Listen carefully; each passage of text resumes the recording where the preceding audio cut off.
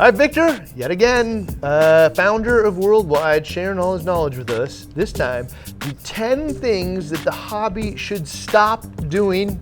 This one's my favorite, actually, because what we shouldn't do is actually more beneficial in many cases than what we should do. Start with number 1. Stop chasing numbers. I agree. What do I mean by that? Just stop chasing a specific number for salinity, alkalinity, calcium, magnesium, all of those things. The key should be stability. I know you guys keep hearing me say it over and over. Stable tank with bad numbers is gonna beat a tank that has got the right numbers up and down all the time. Yeah, I mean, if you're trying to chase some perfect, I want to peg it to 0.03 phosphate, and anytime it goes off a 1/10 of a point or a 100th of a point, I'm going to like start doing things to chase it down. Yeah. You're almost certainly going to screw up your tank. Not You are. It. Pick a goal. Calcium should be 450, whatever you might want it to be, and just try to like stay in that like zone around it. If you're trying to peg 450 as the number, I got news for you. Your test kit isn't that accurate. Yeah. If it's 470, 440, you'll be all right. It's not, you're within the range. Yes. Pick a zone. Alkalinity, a little bit more important than some of the other ones. Yeah. Number 2, 10 things you wish hobby would stop doing. Actually, it's 11. Stop overfeeding. How often do I see this? I go to people's house, there's algae growing, there's phosphates and nitrates are reading through the roof, and they promise you they're not overfeeding. It's impossible. The source has got to come from somewhere. I try to tell them that, Magic nitrate fairy? Yeah, so we think by feeding heavy, we're making our fish happy and our corals happy. You're not. You're better. My advice for everyone is, if you like to feed a lot, grab the same amount that you feed in once or twice a day and see if you can split it in 3 to 6 times per day, It should make a huge difference. When you feed too much food all at once, Waste. It's a waste. Why? If you notice, look, next time you guys feed in your tank, pay attention. Pay attention to how many of those pieces of food are getting digested or consumed by the fish. How many of those pieces are going into your overflow, going into your filter sock, going into your protein skimmer, going into your holes in the rock, getting into the sand. And what happens is so much food that the fish is no longer chasing the food. They're just too used to too much food floating around, and they're not gonna go to the sand to pick that food, and then that food turns into waste, and then you're fighting, you're wasting money, you're delivering more nitrates, you have to do more water changes, more salt you gotta buy. It just turns into a whole negative effect for your tank, so don't overfeed. Another thing the hobby should stop doing, number 3. Run lights without a timer or a program. I can't believe people do this, but you say you So run into check people this all out. the time. So I run into people all the time. There's people out there that still use T5 lights, metal highlights, cheap LED lights. Kessil doesn't come with the timer. Some people don't have a Neptune controller. And when I told that to Ryan, he looked at me like, "What? People still run lights like that? You have plenty." But like that it means like walk up and turn it on when you want it, and then like some other time during the day, you'll be remember to amazed. turn it off. You'll be amazed at how many customers are still running lights like that. And the timer's $20, man. It's not a money thing, Ryan. It's sometimes some things in this hobby are so simple. It's like kind of tell someone, hey, just clean your glass every day and it's gonna be easy. They don't clean it for 2 weeks. It's funny. It's actually I had a similar conversation with the Ecotech team. Like, on the top of the Radion, there's like 3 buttons that I'd never use, right? Like, what if just one of those buttons was a instant on for like 30 minutes? I've been saying that forever. One should turn the blue on, blue off, blue on, blue off, like with no computers. White on, white off, blue on, blue off. That would be amazing. How many times, like in the morning, you're like, do I want to see it when the lights are off or my buddies are over? That would be amazing. Right? That was my favorite thing about keeping T5s with the little strips. You go to the timer, you click Turn it, it on. and blue lights. You want it off? Off. Turn it off. So like even definitely run the lights on a program or timer. Most lights, LED lights now have a program and use it. But I actually would say put it on a timer as well, because there are so many times where, I'm just a little spacey, I just admit it, and I will turn it on, I'll turn all the lights on to show my buddies or whatever, I'll go have a beer, we'll go out back, and I'll forget it, and then I'll remember like in the morning. For 3 extra hours, Yeah, like, oh man. There's been times actually here where, these lights turn off at like 6 o'clock, everybody's gone. And so we've turned these things on for a video or whatever, and then like I wouldn't even know, man. It'd be days. That's my whole point. You know, like it's because the stuff's dying. You know, that you would know. So even if you have the program, consider an actual on-off function, a timer or outlet or controller or whatnot. Yeah. Interesting. So another 10 things that this hobby should stop doing, or 11 I should say. Number 4. All right. Stop using your calcium reactor and dosing A and B at the same time. You're in for a recipe for disaster. Have I seen it done? Yes. I don't understand what's the value of doing both. I've seen people doing it. It's just, you're going to crash your tank. You're going to go into an imbalance one of these days. Either stick to your A and B or stick to your calcium reactor. If you want to do 2, do a calcium reactor and Kalkwasser. If you want to do 2, do A and B and Kalkwasser for your top off. But do not use your calcium reactor in a 2-part A and B. Any of you guys trying that out there, I would love for you to tell me what are the benefits of that. I tend to agree. Don't mix these things. Just pick one. You know, pick the Kalkwasser, pick the 2-part, pick the calcium reactor. And if I wanted to mix them, the one that I would consider mixing is actually Kalkwasser and the calcium reactor, because it's fairly easy to dose that stuff. It has the huge pH I was just going to say that because your calcium reactor lowers and then the Kalkwasser helps you raise it up. I understand the desire in that case, but actually in most cases still. Pick one and you'll have way higher success rates for sure than trying to mix all these chemistry solutions together. All right, number 5, wish hobby would stop doing. Listening to too many people. Man, this one's super hard. This one hits home. Yeah. It is super hard. So I always say this, if I go into a restaurant and I love the food, if I get the pleasure to meet the chef and the chef is willing to give me the recipe, I'm going to stick to the recipe 100%. I'm not going to go to the next restaurant and I'm going to pick the other chef's brain and then I'm going to mix the two based on what I think is best. And I think too many of us are looking for an instant success. We're hoping that someone's going to tell us there's a magic way to do this, and it's not. So that doesn't mean that I'm right or Ryan is right or your fish store's right or wrong or the other way around. Basically, it means if you like how someone's doing something, if that person's teaching you, try to stick to one source of information, because there's always many different ways of doing it. I always use this as an example. You can do it with sand. You can do a calcium reactor media. You can do it with bare bottom.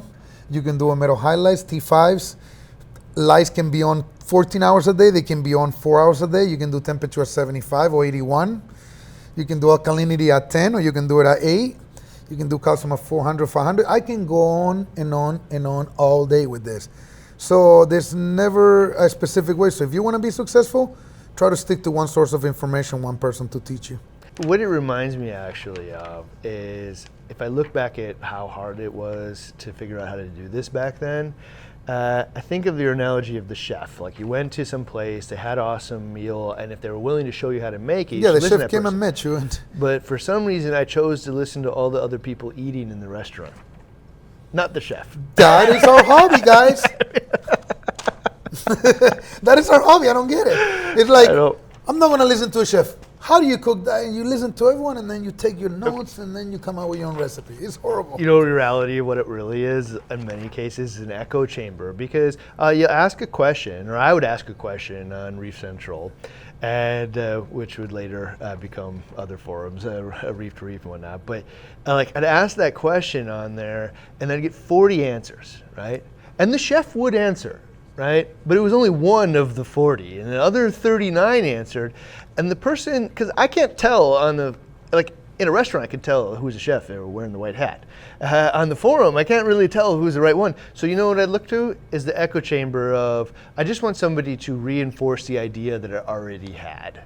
You know, and if 3 people out of 40 say it, that must be the right answer. I know, that's the way you want to feel, like it's the comfort zone. It's human nature, man. Next one. This one is interesting. I didn't expect you to say this. So 10 things that the hobby should stop doing. Number 6. Using old, dangerous, beat-up gear equipment. I actually almost had a fire from this. You did? I bought a used system once and set it up and turned it on. And then we were leaving. And like, soon as I opened up, or was about to close the door, I'm like, I think I smell smoke. And if it would have been a millisecond later, I'd just close the door. And I went back in, and sure enough, the old rusty T5s were on fire. Wow. Yeah, I plugged them in, and like there's just like old, uncared for stuff. So we, about 10 years ago, we used to have one of those submersible pumps for water change that you buy at Home Depot. And we've been using it for a year. It was beat up, so the cable was getting kind of peeled. So we taped it. You know, and we've been using it for 6 more months. And we're doing a water change one day, and we pulled it from the cable, and the cable came off while plugged in. Ooh. Exploded in the water. I got stuck in the water. Oh, really? It was 2 of us stuck in the water. Oh, and getting thank fried? God we were in a step. So when we did that, we kind of fell from the step. We lost the balance, our body weight, and we fell. So, all used equipment. Bad story. You say you got a heater too that it melted on you? Yeah, I actually had an old cheap Coralife thing with little plastic legs on it too that fell into the tank while my arm's in it. Only reason I didn't get fried is because I had dry lock flooring that was saving me from grounding. But like all this stuff, one of the things that irritates me, and like I do it myself too, and it's probably why it irritates me, is that like we don't treat these things like they have a usable life, right? And we talk about this all the time with heaters. Like, there's no reason to use a heater until the last possible second. Like, the thing's only $30, and it's taking care of multiple thousands of dollars with animals. It's $30. Just replace it every year. You know, just throw it in the trash. It's got its usable life. We don't need to get every last moment of use out of it. I wish we'd actually take more care in not using old dangerous gear. It doesn't mean go replace everything, but if it looks all rusty and messed up, this is probably not gonna have a good outcome for you or the animals you care for. This one's actually interesting too. I don't know if I would have expected to hear this one, but I understand it now. Number 7, stop doing. Keeping the water too clean, cleaning the water too much. Okay, yeah. Okay, what do I mean by that? Protein skimmers have gotten very, very strong, I will say, Much more effective. Much more effective. They perform very well. So if we keep them on 7 days a week, we strip the water too much. Keeping the water too clean, we'll be doing too many water changes. Again, somebody told you got to do weekly water changes and you're chasing a number of zero nitrates. So therefore you ignore everything and you do water changes every week. You're running your protein skimmer, but you're forgetting to look at your tank. If you were to do that, let's say water changes every week and you're running your protein skimmer and you look at your corals and your corals are pale, that means you're not paying attention to your animals and you're paying attention to just what everyone's telling you. And if I could give that advice related to that, it's just find a placement where the nitrate and phosphate are stable. They're not going constantly up or down, and they will go up and down a little bit, you know. And just like don't go hammer solution it. Just make a little correction so you can see it kind of go one way or the other. But, but if it's constantly climbing or constantly diving, there's something wrong here. But there's also new. For me, like filter socks. Too much. I hate those things. Me too. Because I never changed them out, and they just became essentially a place. You know what I found actually? To hold the bacteria, just more nitrogen. That just turns into. Shit just sitting on the water. We call it a nitrate factory. Yeah. I used to not call it Ryan that. shit just sitting on the water. Yeah, but you know what I also found is that if you don't change out the filter socks and you just let all the garbage go in there, it destroys the protein skimmer's performance. Yeah, because all the stuff's breaking down into nitrate and phosphate, like right inside that sock instead of throughout the water. Like if I pull those socks out, the protein skimmer actually works better. And so if I'm never ever going to change the filter socks, I'm probably just better off not having them in there at all. Changing them out with like some mesh stuff. But then the inverse of that is the new world of all the roller mats and stuff. Okay, well the roller mat, it doesn't keep it on the water. It just strips it right out like real time. It never degrades, you know? And other thing worth mentioning, you're right, you got the filter socks, then you got carbon, then you got GFO. People are cleaning their sand, doing water changes, protein skimmer, refugiums. Next thing you know, they're taking everything out. All that great gear you bought, keep it in check. Number 8, this one is tough, but we got to get there. adding fish without quarantining your fish. Okay. I think you can chime in on this one. I think you've been the fish guy lately. Okay, I mean, this is one of those things that the reason that I never quarantined is because I couldn't get past the like debate on the forums. Right? There are like 80 different ways to quarantine a fish, and Everyone's got a different everybody's way. debating about it. And you know what I found later is that it's because there's so much nitpicking and edge case stuff. Like if we only focused on like this chunk that works a vast majority of the time, this is actually really easy.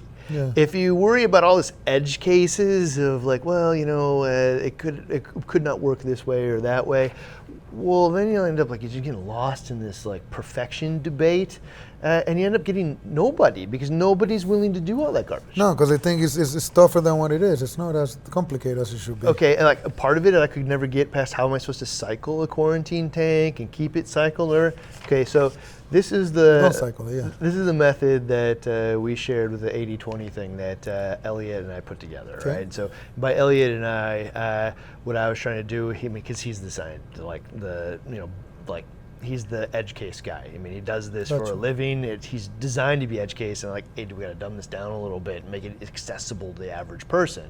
How do we take what you do, make it work without spending every last possible, solution? So what we came up with is the 80-20, which is really, really, really simple. So it's a 50-gallon tub. You mix up your salt water, Okay. you heat it, and you mix up the copper in it, right? Okay, you got your 10-gallon tank. You throw in your little hide in there, your PVC fitting or whatever, and you throw your fish in there with the copper water. Yeah. And then every 3 days, You change you the just do 100% water change Yeah. with out of the bin. There's only 5 of them in 3 And that's days. it. At the end, you're done. Velvet and ick, not your problem.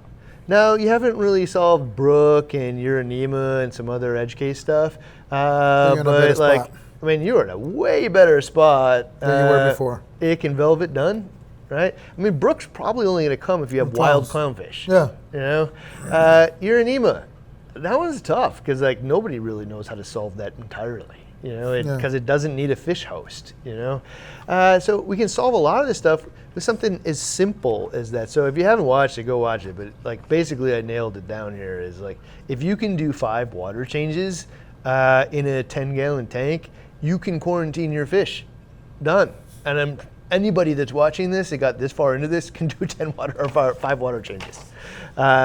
So after that, I mean, how often do you quarantine all of your fish? We're quarantining our fish. For All us, of them? for our display tank, yes. Yeah. And funny enough, you say we just build I think you seen it when you were there 2 months ago. We just put a whole system in the back, and that's our receiving. And it's actually 4 systems into one. Mm-hmm. And we're receiving and doing different medication, and we're starting to quarantine all of our fish now. So for me, I'll just be honest. I am not a dog breeder. I'd buy a dog from somebody that breeds healthy dogs, right? I don't need to treat it at home, right? And so in the same case, like I just buy my fish from Elliot, and Elliot will produce the fish for me. He will quarantine them all and just send them to me healthy.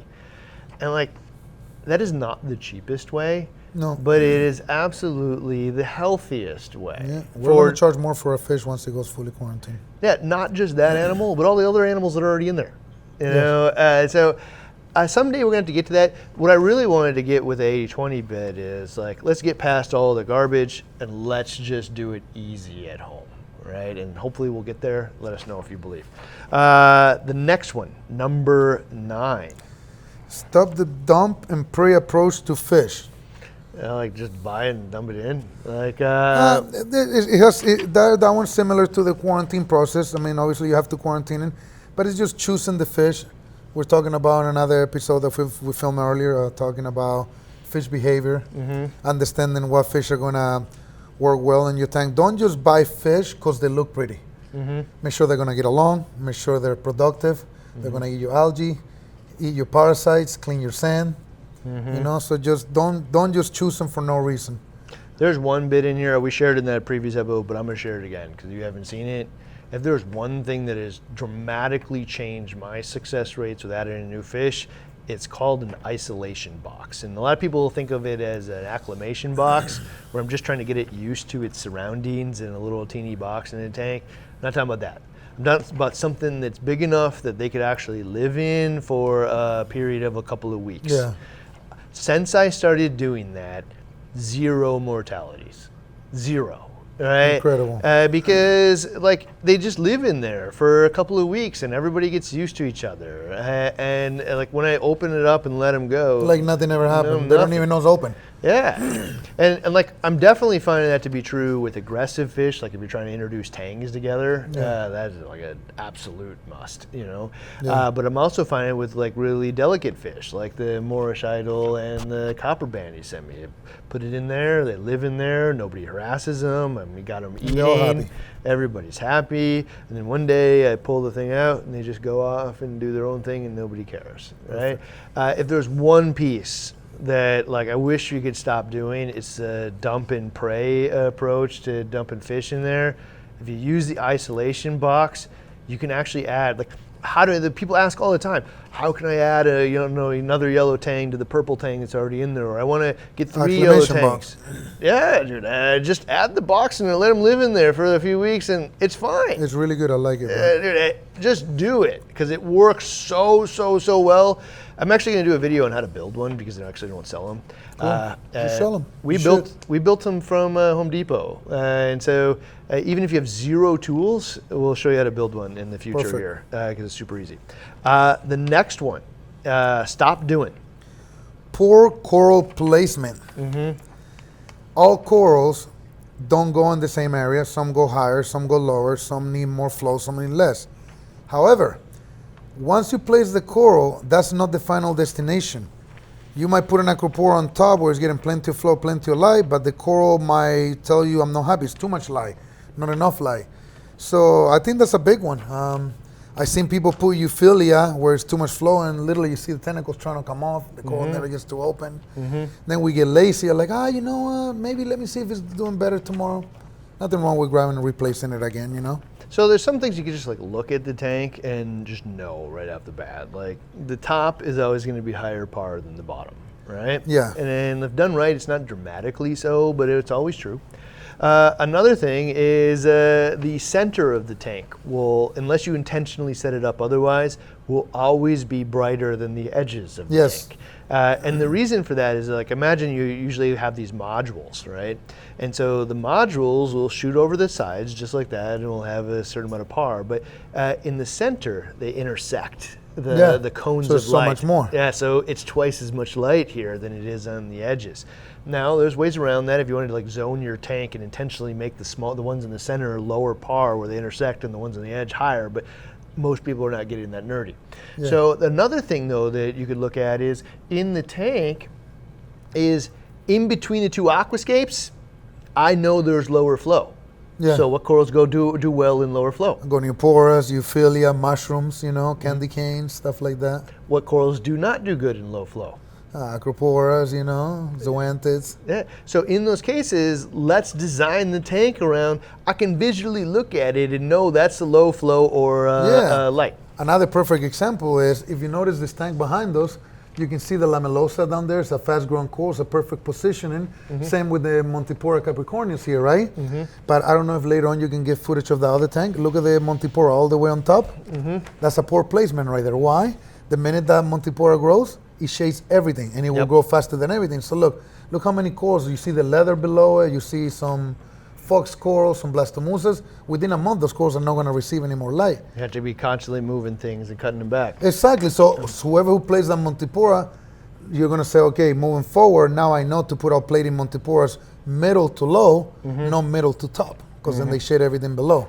That's one of the things that I wish we got a better grasp of when you're buying a frag is like, you know, what like growth structure does this have? Will it be plating? Will it be a bottle brush? You know, because just looking at the little coral nubbin, man, it's actually pretty hard to know that if you didn't know any better and all you bought was a little blue stub, you didn't know that this was actually an efflow that's going to grow out into a plate. Gotcha. Right? And so sometimes if you can see, you know, the adult, you know, size of this thing, I can know where it's going and place it a little bit better. Cool.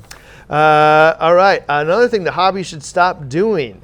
We said earlier, this one, I actually have never heard of this in like all my years. Please put your comments below if Ryan's never seen someone feed romaine lettuce to your tanks. People do it so much that every time, I stop arguing with people. I go to people's houses, I don't even mention it anymore. You don't find romaine lettuce in the ocean, guys.